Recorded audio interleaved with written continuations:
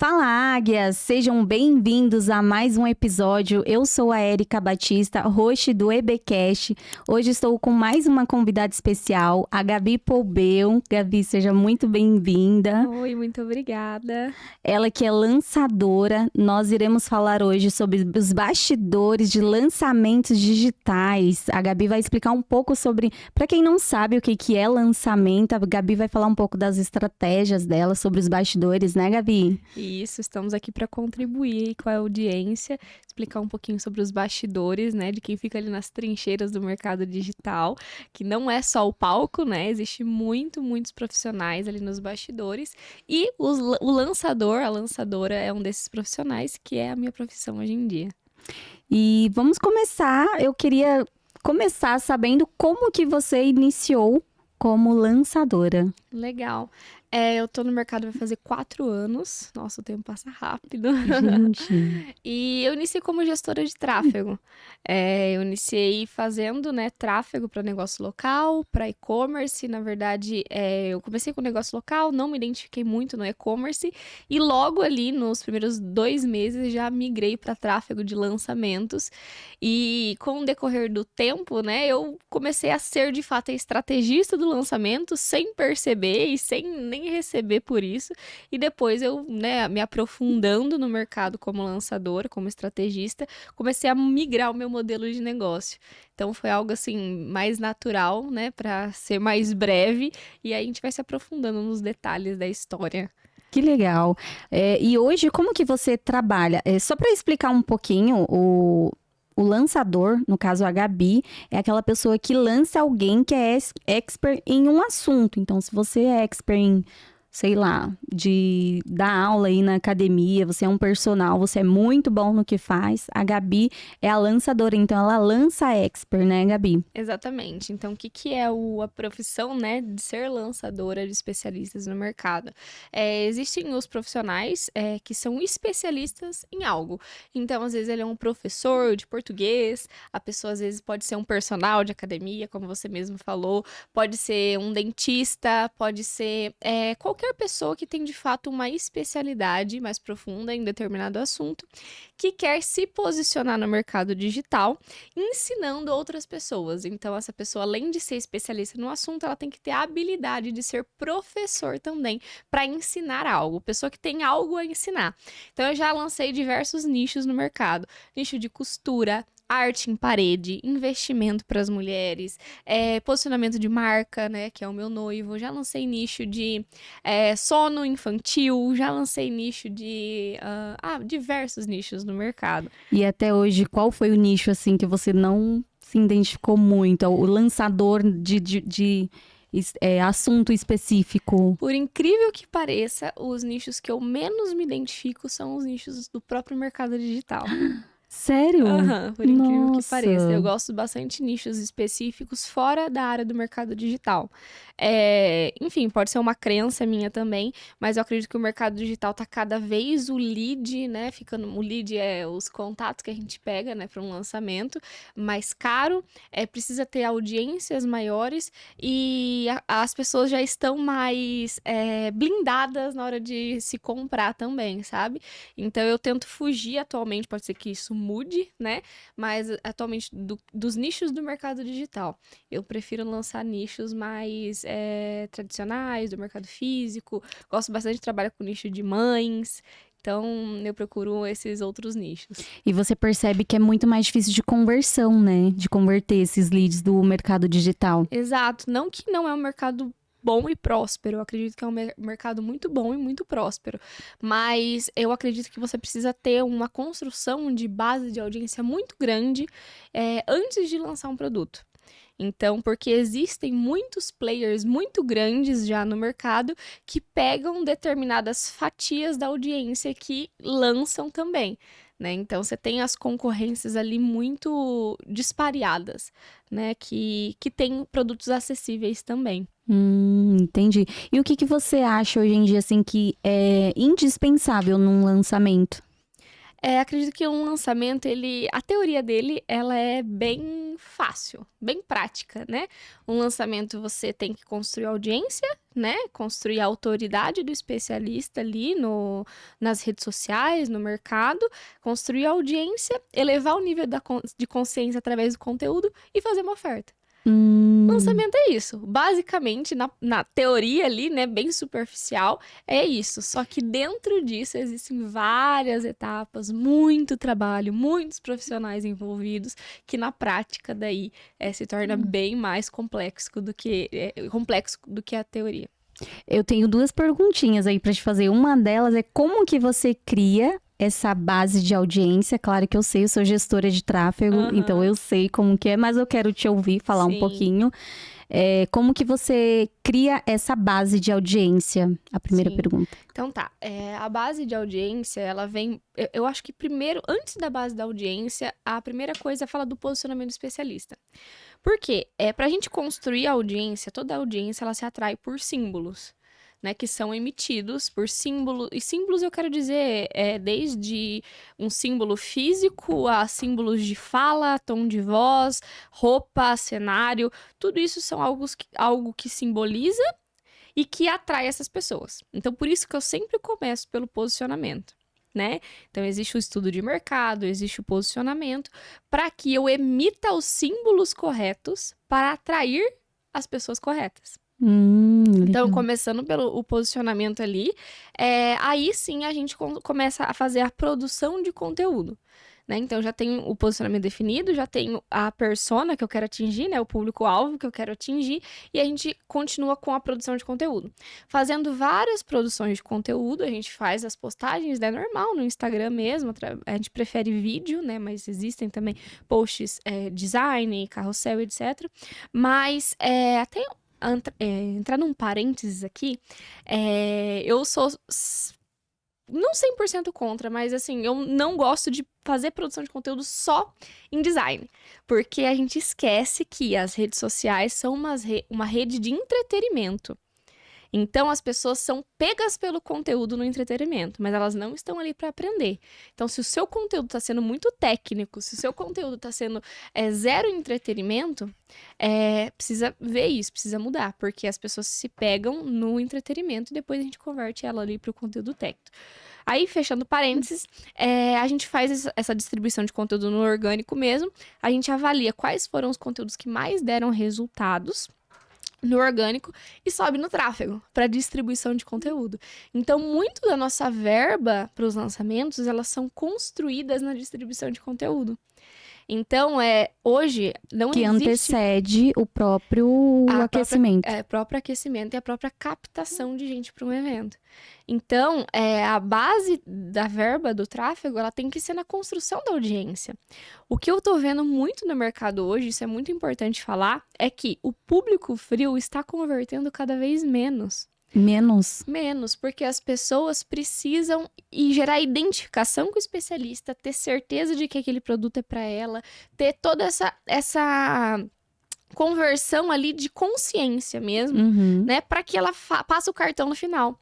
Então, como que em 30 dias de captação ali, né? Quando a gente faz a captação para um evento gratuito, faz as aulas ali e abre o carrinho, que é o lançamento em si, no período de captação não é o suficiente para a pessoa comprar do meu especialista. Então, eu tenho que gerar uma distribuição de conteúdo, uma construção de audiência antes do evento de lançamento, antes da captação. Porque daí, quando eu faço a minha captação, já tá vindo um público que já conhecia o meu especialista, que já estava interessado no meu especialista. E hoje a gente trabalha estratégias em tráfego para fazer exatamente isso. Para que a gente atraia para o evento de lançamento um público mais quente e, consecutivamente, a conversão seja maior. Que legal. E uma das minhas dúvidas era em questão a modelo de negócio. Como que você trabalha hoje? Você tem uma equipe fixa já? Tenho. O meu modelo de negócio, eu acredito que ele é bem flexível, né? Mas o que eu costumo trabalhar? E isso depende, né? Em relação à porcentagem, etc. Depende muito do nível do especialista também, do nível da negociação. Vou dar um exemplo. Eu tenho negociações onde eu tenho 60% do negócio. Tenho negociações que eu tenho 30% do negócio. tenho negociações que eu tenho 50-50. Aí você entra como sócia. Mas aí como que funciona na prática, né? Eu centralizo dentro da minha empresa a parte estratégica e gestão. Então, na minha empresa eu tenho, né? Eu sou estrategista junto com a minha diretora de operações, eu tenho a gestora de projetos, eu tenho a gestora de infraestrutura e produto, eu tenho um suporte ali e eu tenho a estrategista de redes sociais. Nós somos hoje em 5. Certo? Ou seja, 5 pessoas para fazer um lançamento. Não, só para gestão e para estratégia. Só para isso. Aí, ok. Cada especialista meu tem um squad específico operacional. Eu também tenho o meu parceiro, que é o gestor de tráfego, né? E tenho as copywriters ou os copywriters ali para indicar que são pessoas de minha confiança. Mas, na prática, a gente constrói um squad de freelas atualmente para cada um dos especialistas. Então, cada especialista tem o seu videomaker, cada especialista tem seu design, cada especialista tem seu copywriter, cada especialista tem seu editor de vídeo, cada especialista tem seu squad operacional. Por quê? E tudo isso é por conta dele ou você que faz esse... Aí muda. Porque eu pago a minha equipe interna, que é a gestão e estratégia, e a gente divide proporcionalmente o squad. Entende? De acordo, se eu tenho 40%, eu vou pagar 40%, e ele 60%. Se eu tenho 60%, muda. Então, e assim, inclusive o tráfego. Inclusive brinde para alunos, né? Tudo que faz a operação rodar. E aí, por que isso? Porque eu vi no decorrer do mercado que cada especialista tinha as suas especificações. Então, tem especialista que gosta de trabalhar só com mulher. Tem especialista que gosta de determinado tipo de design. Tem especialista que precisa do suporte próprio para os alunos dele. Então, eu comecei a entender isso e comecei a construir squads específicos para cada um dos especialistas, centralizando só a gestão e a estratégia. Que bacana. E hoje em dia, a gente vê que o que mais tem no mercado são pessoas querendo... Na verdade, assim, a gente precisa entender que cada um tem seu espaço, né? Então, a gente tá falando de lançamento, mas tem gestor de tráfego que ele não faz lançamento, ele faz negócios locais. Então, quando você coloca alguém dentro de um squad, você já sabe que aquele gestor, ele já tá preparado para um lançamento, porque ele já faz lançamento. Exatamente. Mas como que foi essa sua transição de gestora de negócios locais para lançadora? Tá, vamos lá. Eu iniciei, né, como gestor de negócio local, só que no começo é aquela coisa, né? Eu queria, bem direta, eu queria era ganhar dinheiro. Não importava se eu ia fazer lançamento, se eu ia fazer tráfego, se eu ia vender consultoria. Eu queria mesmo colocar dinheiro no meu bolso. Esse foi meu principal motivo de entrar no mercado digital. E acredito que até que nem todo mundo assuma, mas lá no fundo a maioria é. E aí, eu comecei a ver que tinham pessoas também que precisavam do serviço de tráfego no lançamento. E aí, a minha primeira... como que eu posso dizer? A minha primeira experiência como gestora no lançamento, eu fiz de forma gratuita. Gratuita, sim. Eu vi que tinha uma especialista que estava prestes a lançar um produto no mercado. Eu entrei em contato com ela e falei que eu ia, né, se ela tivesse interesse em investir em tráfego, eu faria para ela o lançamento dela, né, com a experiência que eu tinha na época, e que ela não precisava me pagar nada. Se desse bom o lançamento, ela só me divulgava. Então, ela tinha uns 40 mil seguidores ali na época, ela era bem engajada, né? Naquela época, quem tinha 40 mil seguidores tinha 10 mil views nos stories, 20 muitas vezes, né? Não é igual hoje, que é uma mixaria. Mas, e aí deu super bom o lançamento dela, ela faturou 6 dígitos no lançamento, investindo acho que 3, 4 mil reais em tráfego. Você tá brincando. Mas é aquilo, né? Hoje, com a consciência que eu tenho de estratégia, eu sei que ela fez uma antecipação muito boa, ela fez ali uma estratégia muito boa. Só que aí, deu muito certo, e outras pessoas, quando ela me divulgou, vieram atrás de mim pra eu também fazer o tráfego dessas pessoas. E aí... Como lançadora já.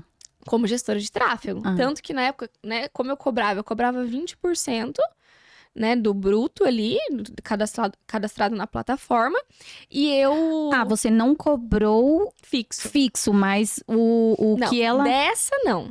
Da primeira pessoas foi que ela 100% indicou, gratuito. das Tá. pessoas que vieram através dela, eu cobrava 20%. E aí, começava a Super fazer baixo, o né? lançamento. Não, hoje em dia, para um gestor de tráfego, eu acho que é até muito, porque eu tenho muita visão de negócio de quem não é estratégico não recebe porcentagem. Então, a minha visão de negócio é essa. É. Quem é operacional é fixo, entende? Quem é estratégico, tem visão de sócio no mercado, essa é a minha visão. Não sei se você pensa Não, tá diferente, certo, faz sentido. mas... Porque o gestor, ele vai fazer o que ele já faz para negócios locais, né? Exato. Então, ele vai fazer só o operacional mesmo. Exato, mas quem é estratégico merece, obviamente, porcentagem. E aí, naquela época não tinha muito isso, a gente não tinha muito modelo de negócios, né, no mercado digital. E aí eu comecei a cobrar 20%. Só que aí eu comecei a entender que, cara, não era só o tráfego que trazia resultado. Eu precisava construir uma estratégia antes do lançamento, eu precisava construir uma estratégia durante, eu precisava fazer uma oferta boa, um pitch bom, eu precisava fazer bons criativos. E eu estava sendo a estrategista sem ser contratada para ser estrategista. Então, eu era a única nos projetos que recebia porcentagem, as especialistas elas não tinham um estrategista ao lado, não tinha muito essa visão de estrategista, né? Ou era assim, ou era lançador, a pessoa que pegava 50% e era o lançador da pessoa, executava tudo, porque o lançador naquela época executava tudo, ele não era o principal estrategista, ou era um gestor de tráfego que tinha porcentagens ali, né? E o próprio especialista era o estrategista. E aí, isso eu tô falando de quase 4 anos atrás, né? É que agora tudo mudou também, né? Exato. E aí, eu fazia a especialista, tipo, na hora, antes da live me ligava, Gabi, vai ser assim, assim, assado, a gente construiu o CPL junto, a gente construiu estratégia de mensagens junto, a gente construiu a oferta junto, ticket junto. Então, eu já era estrategista antes de saber que eu era estrategista. Nossa. E aí, com o passar do tempo, estudando, eu comecei a ver, tem alguma coisa errada aqui. Eu estou fazendo muito mais do que eu estou sendo contratada para fazer, né? E aí foi quando a minha chave virou, que eu entendi que não só era estrategista, mas eu tinha que começar a pegar também a gestão do projeto em si. Por quê? Tava lá, antes de entrar a live, o especialista desesperado se tinha subido a página de venda, se tava pronto, se não tava. Então, o especialista meio que gerenciava o projeto ali. Eu fazia a estratégia junto com ele e o tráfego, só que eu falei, eu não posso deixar o especialista fazendo isso. Porque não vai dar certo. Porque ele tem que focar a energia dele 100% Ser no especialista. próprio Conteúdo. Exato. E aí, eu peguei também a gestão do projeto, só que daí eu comecei a mudar a minha negociação. Então, eu fazia daí a gestão do projeto, o e-mail marketing, a estratégia e a gestão de tráfego. Isso foi meu modelo de negócio durante bastante tempo, até uns 2 anos, mais ou menos, fiquei nesse modelo de negócio. Só que aí, depois, eu entendi que a gente precisava montar squads, eu precisava ter braços na minha equipe. Aí foi quando eu contratei um gestor de projeto, eu contratei um gestor de produto, eu contratei um suporte para, né, as mensagens, e-mails, etc. Eles são fixos da sua empresa, Da minha empresa. independente se tiver lançamento rodando ou não. Exato, independente se tem lançamento rodando ou não. E daí tem minha minha diretora de operações também, que cuida de resultado. Então, Gabi, qual que é a diferença da gestora de projetos para a diretora de operações? A gestora de projetos, ela olha para demanda, cobra demanda. A de operações, ela olha resultado. Então, ela vai cobrar da equipe o resultado.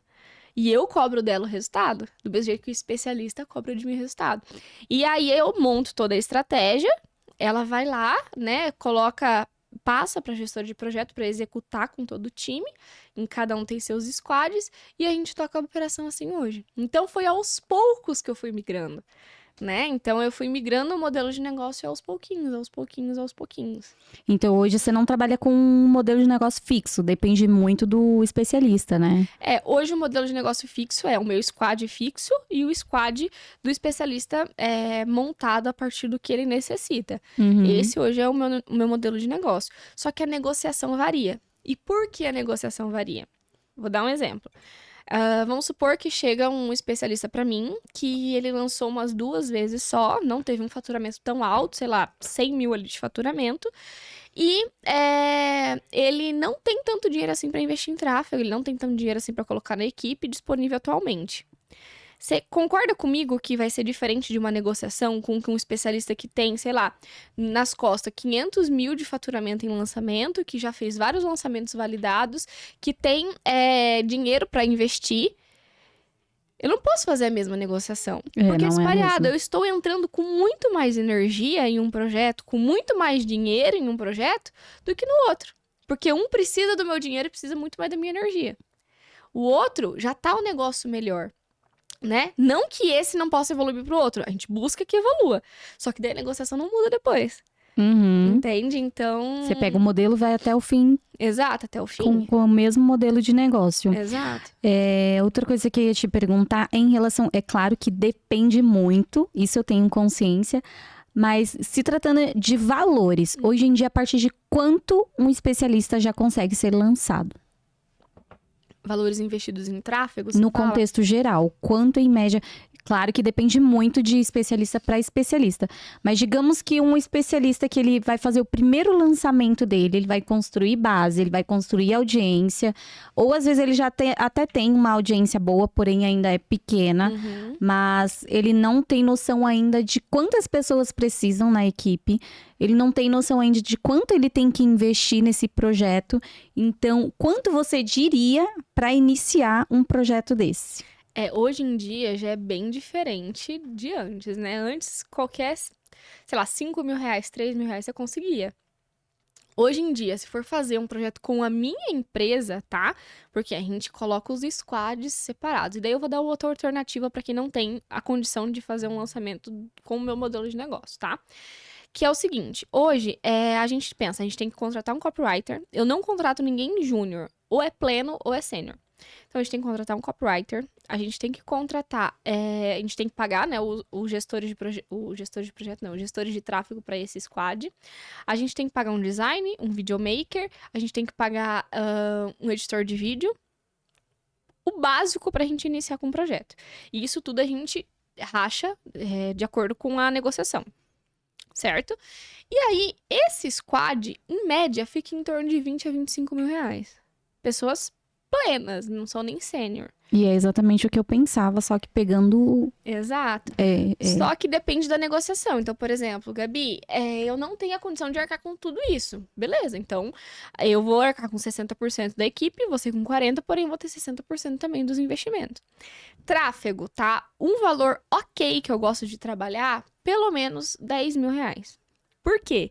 A gente tá falando de um período de lançamento no mínimo 3 meses. Isso que eu ia te perguntar, o período. Exato, de mínimo 3 meses. E aí, a gente tem que fazer distribuição de conteúdo, a gente tem que captar lead, a gente tem que fazer aquecimento desse lead, a gente tem que fazer lembretes e a gente precisa fazer remarketing.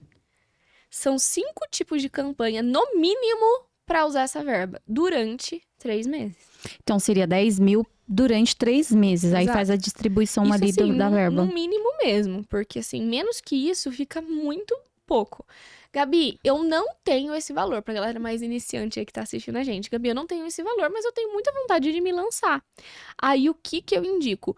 Contrata ou um coprodutor que faça tudo operacional, certo? Ou uma agência que faça tudo operacional. Eu não concordo com esse modelo de negócio, mas existe gente que faz. Por quê? Agora, olhando o lado da agência, porque o lado do especialista é lindo, né? Uhum. Eu quero me lançar, eu não tenho condição, a agência vai operacionar tudo pra mim, eu vou dar 50% pra ela. O lado do especialista é muito bom. Mas o lado da agência eu tô operacionando tudo, eu tô arcando com toda a operação que a gente já viu, botou aqui na mesa, que não é barato, certo? Eu não tenho um sócio no projeto, porque ele não tá arcando comigo, com o valor da operação, certo? E o modelo de negócio não fica sustentável no longo prazo. E acaba que Exato. a lucratividade será menor também, Exato. né? E aí também a gente tem um outro ponto, que é o ponto de a mentalidade desse especialista. Ele tá me selecionando como agência ou como coprodutor, porque ele não tem condição de investir e porque ele não quer agora desembolsar um valor e tá botando tudo operacional em mim? Ou porque de fato ele me confia em mim como estrategista? Boa. Porque eu tenho a mentalidade de que o que mais vale dentro de um negócio é a mentalidade estratégica. Uhum. Se eu for fazer um negócio com qualquer empresário que for, né, do mercado físico, né? O mercado tradicional. Eu vou fazer uma sociedade com um empresário. Ele não vai falar assim, ó, eu quero 50% do seu negócio porque eu vou operacionalizar tudo. Não. Ele vai falar, eu vou querer 50% do seu negócio aqui, simplesmente porque eu tenho repertório estratégico que você não tem.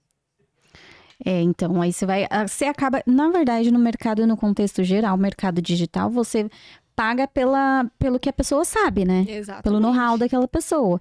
Então, você quando entrou como estrategista, como lançadora, você ainda não sabia que você já tinha esse know-how. Você, claro, aperfeiçoou sua técnica depois. Mas quem te contratou exatamente por causa disso. Porque você já sabia lançar, você já era lançadora, você já era estrategista, né? Então, a pessoa, quando ela vai te contratar, ela não tá contratando, eu quero lançar o meu curso. Não, você tá comprando o que a pessoa tem de informação, que ela sabe de... É o repertório dela. Inclusive, né, que as pessoas às vezes me perguntam, Gabi, eu quero ser estrategista, eu quero ser lançadora, como que eu faço? Começa sendo sem se posicionar que é. Entende? Porque é impossível você ser uma estrategista no mercado sem ter repertório. Então, eu fui gestora de tráfego, já era estrategista, já treinava estratégia como gestora de tráfego. Então, às vezes, a pessoa é copywriter, ela pode treinar sendo a estrategista do negócio ali como copywriter. Porque você precisa ter repertório. E no começo tudo vai ser ruim mesmo. Como tudo. Sim, é verdade. Entende? Então não tem como uma pessoa que tá iniciando, nunca tocou um lançamento como estrategista, falar assim, ó, eu quero 40% do teu negócio aqui, vou montar um squad porque eu vou ser estrategista do seu negócio. Você não vai ser estrategista. Você vai pegar um modelo de lançamento e vai replicar. E isso não é ser estrategista. Ser estrategista é eu pensar nas especificidades daquele público, daquele especialista e, de fato, montar estratégias específicas para aquele negócio. Vou dar um exemplo. A gente fechou agora com um nicho de sono infantil. Então, pensa, o público é mulheres que estavam grávidas há 9 meses, que tiveram um bebê, que estão cortadas, que estão inseguras, que estão desesperadas, querendo dormir à noite, e a criança não dorme, recém-nascido chorando ali de madrugada. E, cara, ela precisa de um curso para ensinar a criança dela a dormir de noite, porque ela tá desesperada. O que eu pensei? Eu vou rodar anúncio de madrugada falando, se você estiver... seu filho tá chorando no seu colo aí de madrugada, você tá acordada, tá cansada? Então vem aqui e se inscreve no nosso evento XYZ. Nossa, que sacada genial, né? Porque é a vida da mãe. Mas você concorda que não vai adiantar eu falar sobre isso, sei lá, com uma pessoa que fala de rotina. Sim. A pessoa que fala de rotina, o público dela tá dormindo. Porque ela vai ensinar a acordar cedo, dormir cedo, e o público dela vai estar dormindo de madrugada. Verdade. Então, isso é pensar na especificidade de cada especialista, de cada público. Isso é montar estratégia. A Gabi falou aqui no início do nosso bate-papo sobre posicionamento, né? Hoje eu vejo o seguinte, Gabi, que não só para lançamento, tá? Para qualquer empresa, a gente precisa entender que as redes sociais é como uma loja. Então, se a rede social é uma loja e ela tem horário de abertura, tem horário de fechamento, quem que vai estar dentro dessa loja recebendo esse cliente? Então, quando você entende que você precisa ter um posicionamento, você precisa abrir a sua loja, ou seja, você tem que abrir as suas redes sociais, você tem que ser ativo nas suas redes sociais, você tem que ter uma produção de conteúdo. E isso tem coisa que dá para terceirizar, tem coisas que não dá, tem que ser você. Você tem que gerar conexão com o seu público, porque senão seu cliente ele vai entrar na loja, ele vai ver que não tem vendedor e ele vai embora. E é isso que acontece muito com a galera do digital hoje em dia, porque eles não querem fazer produção de conteúdo, não querem fazer posicionamento, não querem produzir, aparecer, ser ativo nas redes sociais. E existe uma diferença enorme de quem tem resultado e quem não tem, é exatamente essa, quem se dedica e quem não se dedica, né? Exato. Eu vejo que existe 2 viés errados, assim, quando a gente fala de posicionamento. Primeiro, aquela pessoa que, cara, eu vou gravar vários vídeos aqui e vou postar. Não é isso. O vídeo precisa ser scriptado, precisa ser pensado estrategicamente, precisa ter um porquê do que... o porquê que eu vou postar esse vídeo. Precisa existir isso. E as pessoas querem fazer em quantidade e esquecem da qualidade. Então, isso a gente tá vendo muito no mercado. Outro viés as pessoas, principalmente do mercado tradicional ali, elas acham que para elas se posicionar no mercado digital, ela precisa vender um curso, alguma coisa. E não. Exato. Esses tempos atrás eu tava num hot seat, num mastermind que a gente faz parte, e era uma advogada, e ela falando que ela queria vender um curso, querendo vender um curso, e eu peguei e questionei ela. Eu falei, por que que você quer vender o curso? Se você já tem um escritório de advocacia bombado, você já tem clientes, né, bastante clientes. Ela, porque eu quero trazer mais gente pro meu escritório. Eu falei, opa, peraí, não faz sentido isso que você tá me falando, porque você não precisa necessariamente vender um curso para se posicionar no mercado. Você vai produzir conteúdo, você vai se posicionar para que esse posicionamento atraia os seus clientes corretos para o seu escritório, para você colocar no seu escritório. Então, se você tiver uma equipe de inside sales ali, né, uma equipe de vendas, você já consegue, através do seu posicionamento, trazer pessoas para o seu escritório, sem que você tenha que ser uma infoprodutora. Então, as pessoas acham muitas vezes que mercado digital, me posicionar no mercado digital, eu preciso vender um infoproduto. E não, você não precisa. Você pode se posicionar para vender seu serviço, para vender o seu produto e também para vender o seu infoproduto. Então, fica a dica. Vocês estão entendendo que não precisa ser um infoprodutor, né? Então, é isso, Gabi, que a gente tenta fazer com que as pessoas entendam, sabe? Eu não trabalho com lançamento, eu trabalho com negócios locais. Só que eu percebo muito que isso é uma dificuldade do público de entender que o que vai gerar ali conexão e conversão é exatamente o posicionamento. O que você gera ali de autoridade, credibilidade, a sua comunicação com a sua audiência, isso faz total diferença. Eu tenho certeza absoluta que você não entra em um lançamento, ou até mesmo se fosse um negócio local, se você percebe que aquele cliente, ele não faz parte do seu ICP, ele não é ativo. Inclusive, eu até, esses dias conversando com uma pessoa, e ela falou assim pra mim, eu quero muito vender, só que eu odeio rede social. Eu falei pra ela assim, então, você precisa entender que não adianta você querer vender em um lugar onde você odeia. Então, se você não quer se posicionar, você não quer gravar, você não quer... Não dá pra você vender. Sua audiência tá lá. Como que você odeia a rede social se a sua audiência tá lá? A não ser que você tenha ali uma equipe muito robusta que vai te substituir, né? Aspas, porque não tem como substituir um especialista, a não ser que ele te dê essa distribuição de conteúdo. Então, ele vai te passar todos os vídeos e o social media vai fazer essa gestão. Hoje você tem social media e copywriter também na sua equipe, ou não? Na minha equipe, não. A gente tem uma estrategista de conteúdo, né? E o copywriter, a gente monta cada um squad. Então, cada especialista tem um copywriter, cada especialista tem não seria um social media, mas seria o design, né? Porque a minha própria equipe faz o post, né? Mas o copy escreve as legendas, ou o especialista escreve as legendas, e o design faz o próprio design. E o calendário estratégico, ele já é baseado na estratégia... A minha estrategista de conteúdo. De lançamento. Exato. Então, a minha estrategista de conteúdo, junto com o nosso objetivo. Então, qual que é o objetivo central? É fazer com que a audiência leve esse nível de consciência, reconheça essas dores, tenha vontade de comprar X produto até a data tal. Ok. Dentro disso, a gente tem nosso calendário de lançamento, né? PPL, PL, lembrete, etc e tal. Então, ela monta uma estratégia, uma linha editorial e um calendário editorial em cima dessas estratégias e demanda para a equipe e para o especialista. Uhum. Só para abrir aspas aqui, essas siglas, para algumas pessoas são bem... que é isso? Explica pra gente o que é PPL. Eu sei, tá. mas... Vamos lá. Então, dentro de um lançamento, a gente tem o pré-lançamento, né? Que é o PPL, que a gente chama.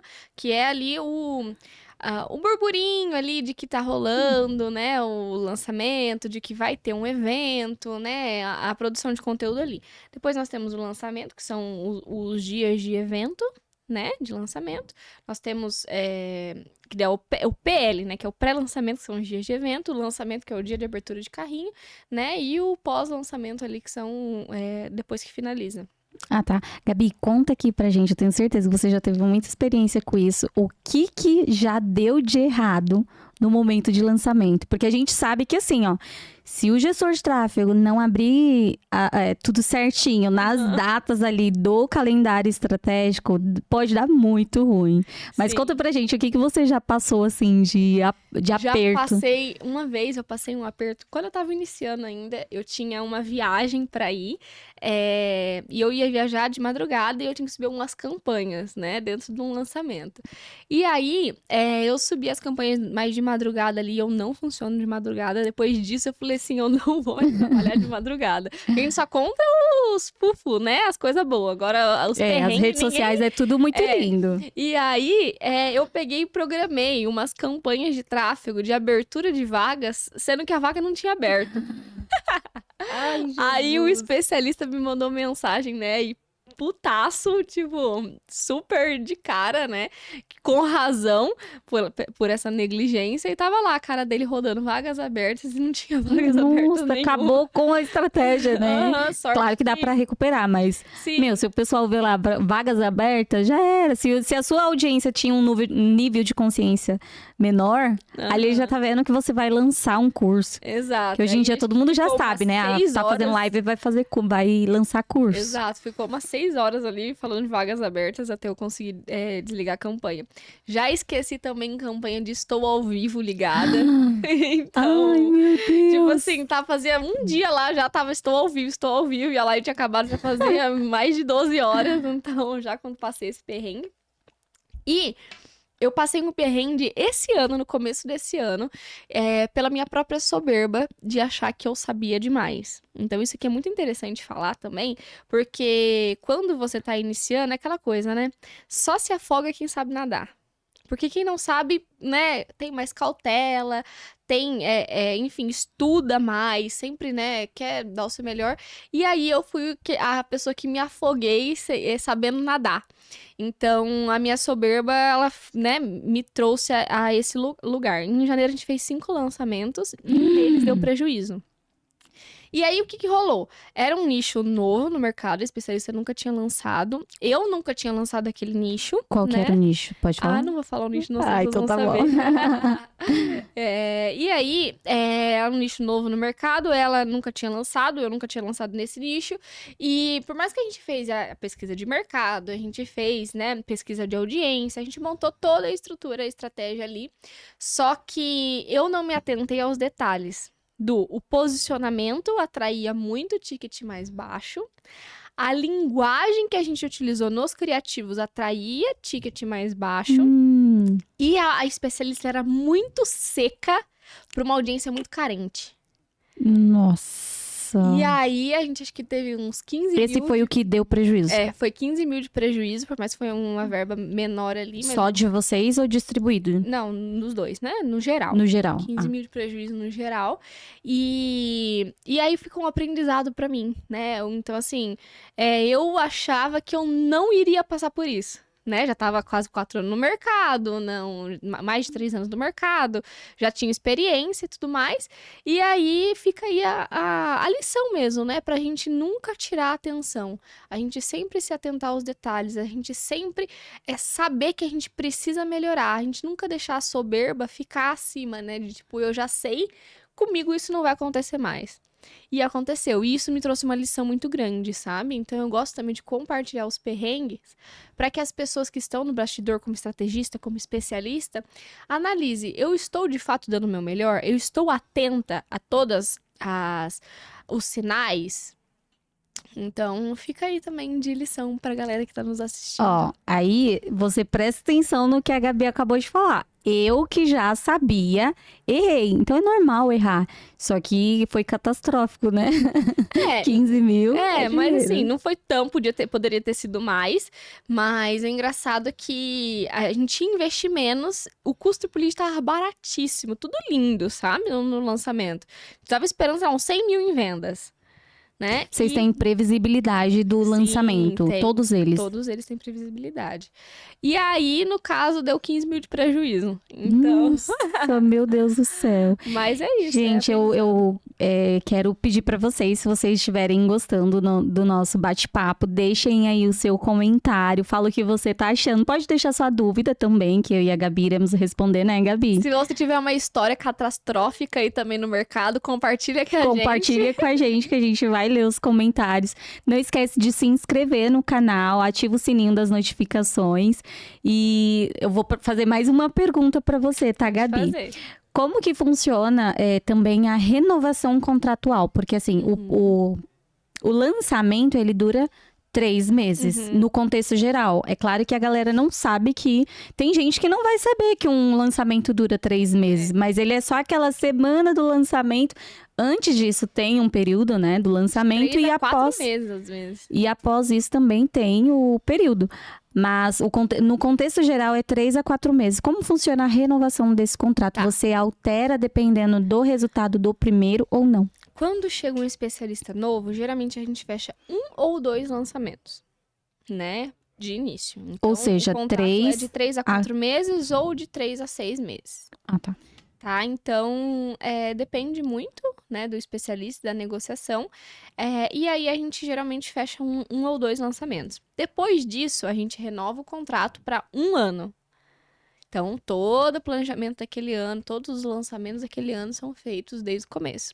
Depois disso, a gente pode fechar para 2 anos, sabe? E daí começa a evoluir, talvez, se as duas pessoas quiserem para uma sociedade ou não, né? Então, eu sou bem aberta com relação a isso. Tem especialistas que eu sei que a gente não vai se tornar sócio.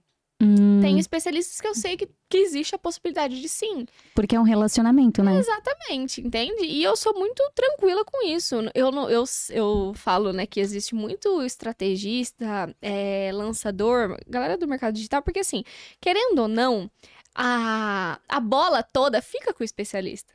Porque você constrói a audiência do Instagram, você constrói a audiência do YouTube, você constrói o posicionamento. Então, a bola fica com o especialista, entende? E tem muita gente do mercado que fala, nossa, mas eu construí tudo com a pessoa e a pessoa me deixou, depois que a gente já tava faturando 1 milhão e não sei o quê. Tá, ok, eu sei que existe ali, né, poxa, ok, de fato construiu tudo. Mas, cara, você não saiu como vítima. Você estava faturando 1 milhão, você estava ganhando muito bem também. Você apega nisso, você precisou daquele período com aquela pessoa, você ganhou muito dinheiro também, colocou muito dinheiro no teu bolso, e depois a pessoa seguiu o rumo dela e você seguiu o seu com muito repertório também. Então, eu sou zero apegada. Então, sempre quando a gente encerra um contrato, eu deixo tudo pra pessoa. Que legal. Então, assim, eu deixo copy de lançamento, eu deixo projeções, eu deixo, tipo assim, tudo que a gente investiu em tráfegos, debriefing. Eu não tenho nada pra fazer com aquilo. Entende? Aquilo é da pessoa e que ela continue um contrato com outra pessoa bem também. Eu Ela tinha seja feliz também. Eu tinha essa dúvida, né? Por exemplo, aconteceu um fato recente de uma especialista, uma expert, que ela é estourada. Ela é muito estourada, não vou falar o nome dela aqui. Mas aconteceu isso, de ela lançar durante muito tempo com outra especialista que também é muito conhecida. E teve uma finalização de contrato. Acredito que depois de uns 4 anos, 5 anos, não sei exatamente o tempo. E essa pessoa não lançou mais esse produto. E aí eu tinha exatamente essa dúvida. Você sabe? Sei. Então, eu tinha exatamente essa dúvida. Tipo, quando você lança esse expert, quando você termina o contrato com esse expert, mesmo que você renove depois, vai chegar ao fim do contrato novamente. Depois desse período, ele pode lançar aquele mesmo produto com outro expert? Existe um adendo, tá? A maioria dos perfis que eu pego do zero... Desculpa, do zero não. A maioria dos especialistas que eu pego não é do zero. Certo? Então, a pessoa já tem um produto, né? E ela quer escalar o seu produto. ICP... Eu não construo o produto com a pessoa. Tá. Por mais que eu oriente ali, se a gente precisar regravar algumas aulas, a gente regrava e tudo mais. Mas ela já tem um produto. Então, seu ICP, ele já tem um produto criado. Exato. Então, assim, o contrato, a propriedade intelectual é do especialista. Então, se ele quiser depois encerrar a parceria e ir com outra pessoa, ok, ele pode. Porém, se eu estivesse, sei lá, pegando um professor meu da faculdade, falar, vamos lançar alguma coisa, estruturar do zero todo o produto com ele, etc e tal, aí eu também mudaria de posição, entende? Se eu estou errada, essa especialista do mercado, ela também já tinha um produto. Mas, essa que você tá falando, mas o modelo de negócio desse lançador, que lançou essa especialista, era um modelo de negócio de sociedade. Ah, tá. Então, por exemplo, encerrou a sociedade, você não pode mais. Exato, vamos regravar de novo o produto, né? E vamos, daqui pra frente, o produto é nosso. Eu não trabalho com esse modelo de lançamento, né? Porém, existem modelos de negócio que são assim. Então, assim, ok, você tem o nome de um produto aqui, vamos regravar ele todo do zero, vou montar toda a estratégia de regravação dele, e daqui pra frente esse produto vai ser nosso. E existe modelos de contrato que a pessoa não pode nem lançar mais na determinado daquele nicho. Então, sei lá, por 24 meses você não pode lançar mais produtos sobre, sei lá, confeitaria. Eu acho que foi exatamente isso que aconteceu. Porque o nicho mudou para desenvolvimento pessoal. Então, provavelmente foi isso. Exato. E aí, existe esses modelos de negócio, né? Um modelo de negócio mais, enfim, mais engessado. Mas eu não gosto desse modelo de negócio. Porque não tem como eu prender a pessoa numa sociedade onde ela não tá feliz. É a mesma coisa de... sei lá, eu não vou divorciar do meu marido porque eu que é bem ruim, né? Esse exemplo, né? Que eu sou super contra o Mas divórcio, é porque assim, tipo assim, eu não vou divorciar do meu marido porque ele não quer dar metade do que eu tenho. É porque o lançamento, ele é um relacionamento, né? Que começa no namoro. Eu vejo muito especialista falando isso, que pra lançar alguém, você começa namorando, você começa ficando. Depois você casa, então você não vira sócio logo de cara, né? Exato. Primeiro você vai conhecendo ali o especialista. Mas a minha outra dúvida é, o que faz um lançamento? Eu não diria o lançamento, mas o relacionamento daquele lançamento dar errado. Comunicação? É que assim, existe uma coisa no mercado, né, que o estrategista e o barra lançador, ele vai ser sempre a pessoa que incomoda. Ele vai ser, entende? Então, é igual um relacionamento mesmo. Você vai precisar saber a hora de ceder, a hora de puxar, a hora de incomodar a equipe. Porque pensa, você é responsável pela estratégia, pela gestão e pelo andamento do projeto. Entende? Você vai ser a pessoa que vai empurrar a equipe, que vai puxar, né, o pé da equipe, que vai ficar cutucando o especialista, né? Vamos. Então, é uma linha muito tênue. É igual um relacionamento mesmo. Tipo, tem coisas que vai ser negociável pra mim, que eu vou falar pro meu noivo que, cara, isso aqui não dá. Mas tem coisa que, tipo assim, eu vou ceder. Entende? Então, é por isso que é muito importante você entender pessoa por pessoa. É muito importante você entender também o que é inegociável pro especialista.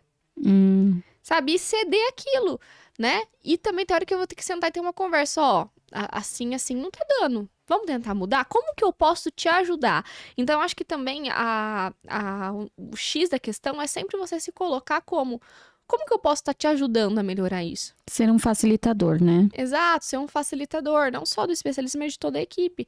Ó, eu sei que não tá rolando isso aqui, mas como que eu posso te ajudar a melhorar isso, para que você faça o que tem que ser feito?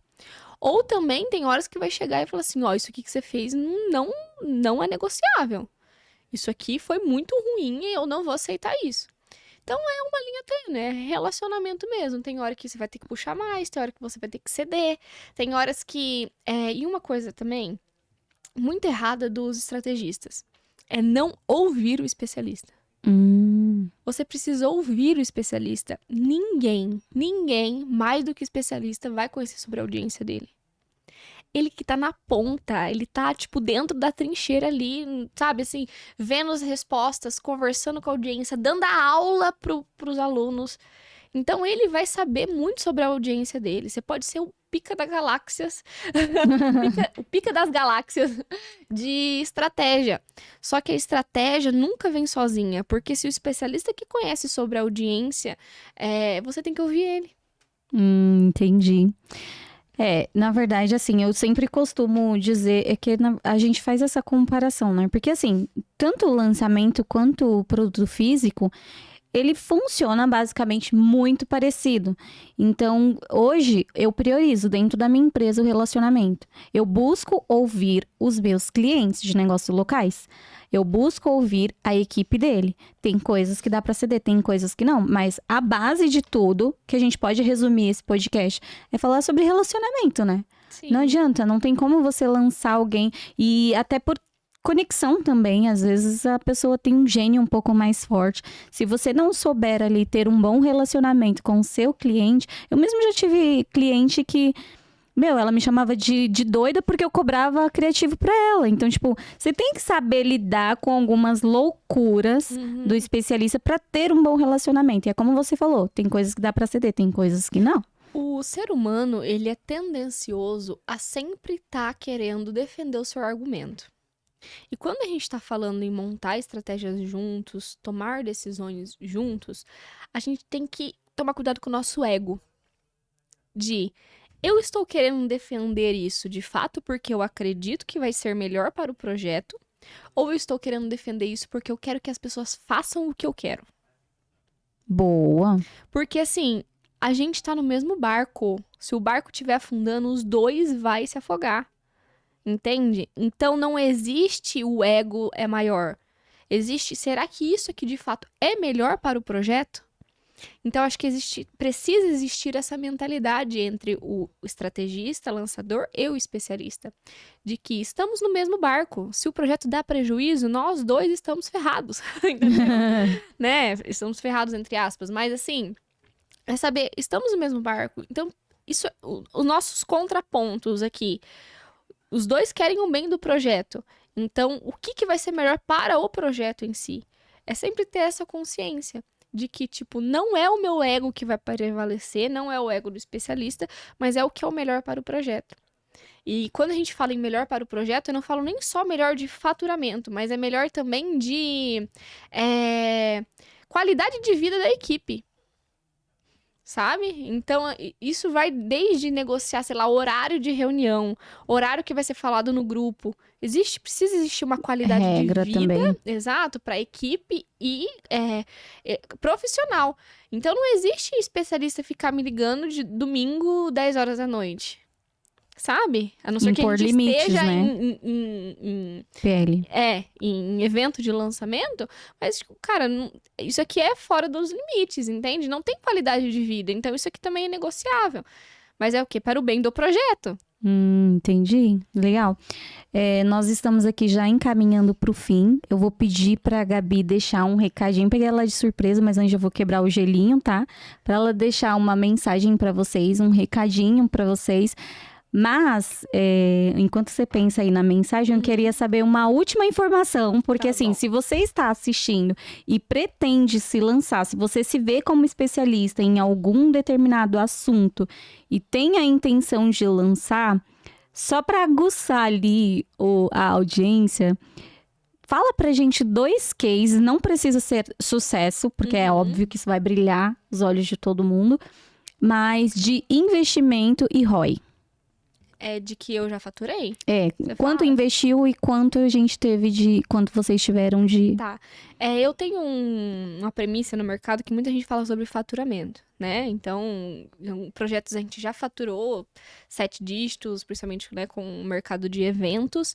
Já fizemos 7 dígitos em um dia, já fizemos, né, múltiplos ali. Porém, eu gosto sempre de falar de lucro. Porque o que boa. traz de dinheiro, de fato, para o caixa é o lucro. Uma empresa, ela precisa entender de lucro. E eu acho que o maior lucro dentro de um projeto que a gente já teve é que não foi um investimento de 7 dígitos, não foi um faturamento de 7 dígitos, foi de múltiplos 6, mas a gente teve um lucro ali de pelo menos 400 mil reais líquido.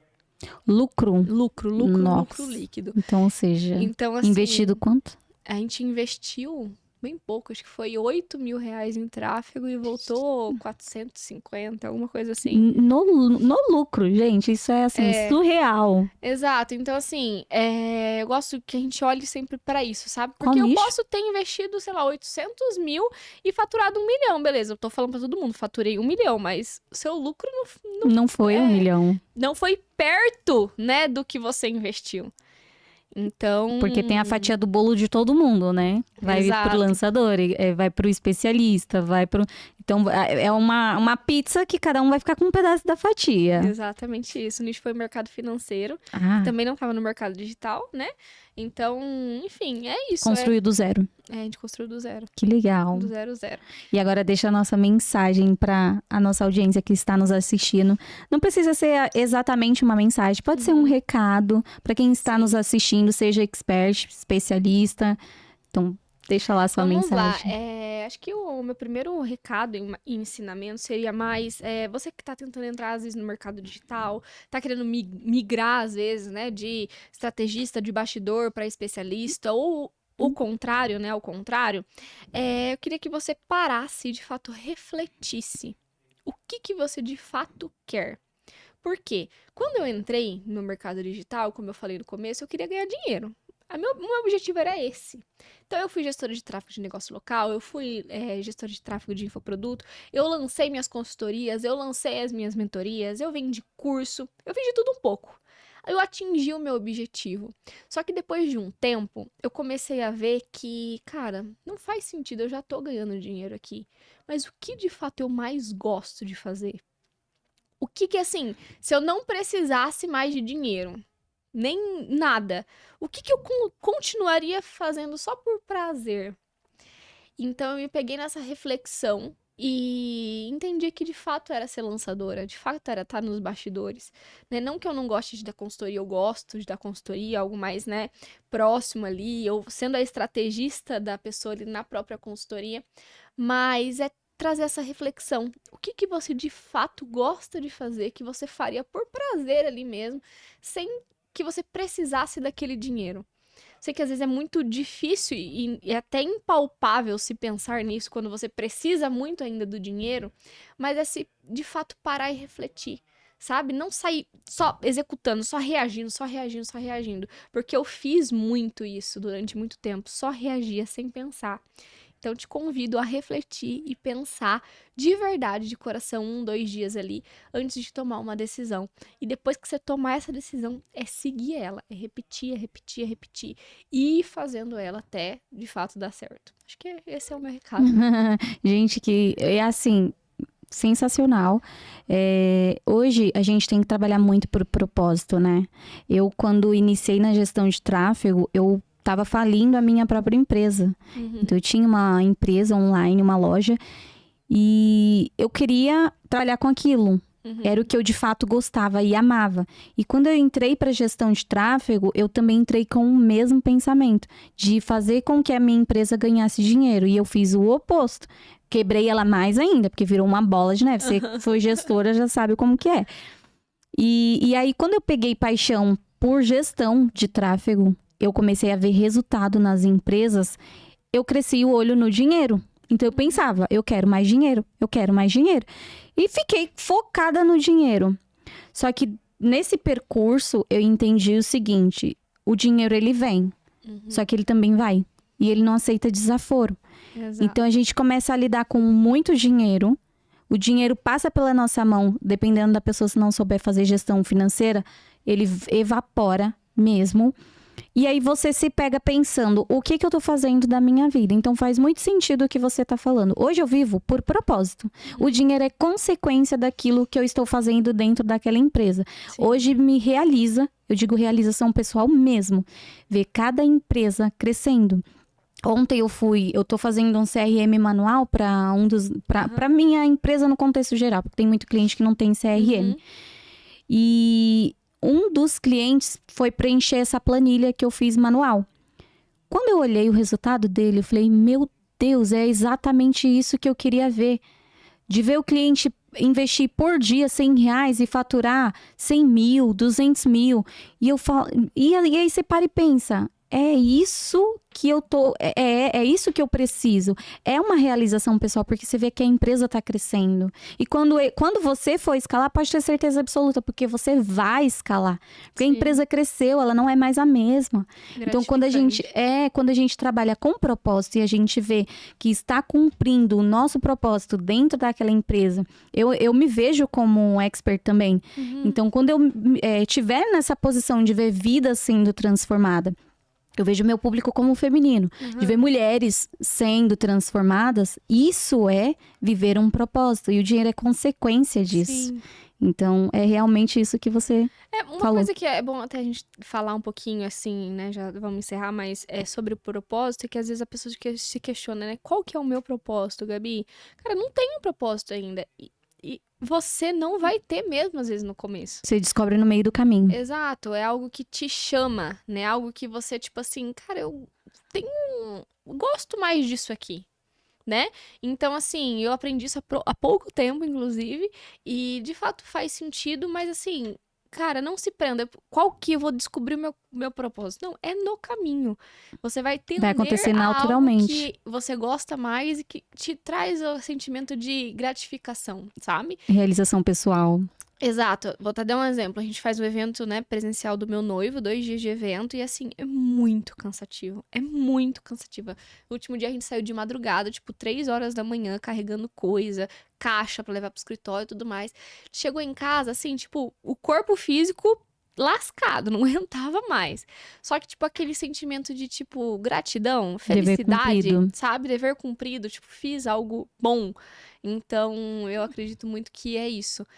Só que você só descobre no caminho. É isso aí.